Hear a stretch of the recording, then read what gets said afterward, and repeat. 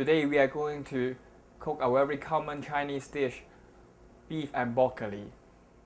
Make sure when you put the food on the plate, the food stay in the center of the plate because we want to have a nice edge all around the dish.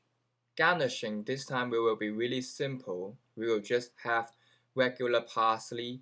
You can trim off the stem, make them like a little bush, stay in the middle. Also, you can add some white sesame seed on the top of the beef and the broccoli. In conclusion, the key to cook this dish successfully is to pre-cook the veggies and the beef separately before we stir-fry them.